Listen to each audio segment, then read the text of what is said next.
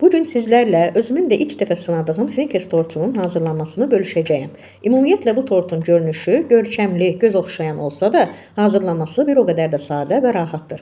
Tortun dadına gəldikdə isə söz ola bilməz, sadəcə möhtəşəm. İlk öncə bunu qeyd edim ki, mənim istifadə etdiyim yumurtalar kiçik ölçülü olduğuna görə mən 4 ədəd yumurtadan istifadə etdim.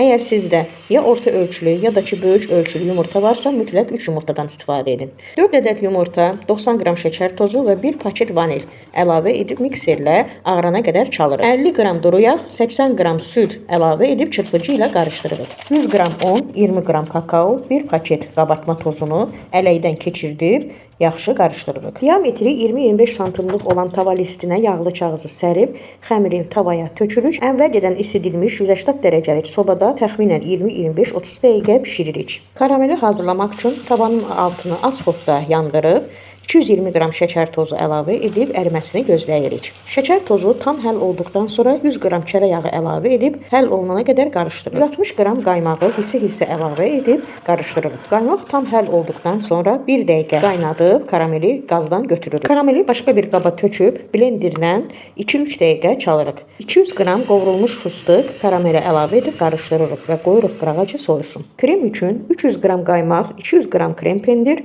30 qram şəkər pudrası və 1 paket vanil əlavə edib mikserlə çalırıq. İndi isə tortumuzu hazırlayaq. Biskviti bərabər 2 hissəyə bölürük. Biskvit halqasını qaba yerləşdirib kremi ilk olaraq incə təbəqə ilə yayırıq. Ardından kənarlara 2 barmaq qalınlığında krem əlavə edirik. Boşluq hissəyə araxisli karameli hər tərəfli yayırıq və ikinci biskviti üzərinə yerləşdiririk. Üzerini bağlayıb soyuducuda 2-3 saat saxlayırıq. Tortun üzerini bəzəmək üçün 2 paket südlü şokoladın üzərinə 50 qram duru yağ əlavə edib su buxarında əridirik. 100 qram qovrulmuş fıstıq əlavə edib qarışdırırıq və tortu bəzəməyə başlayırıq. Hazırladığımız məhlulu tortun hər tərəfinə yayırıq.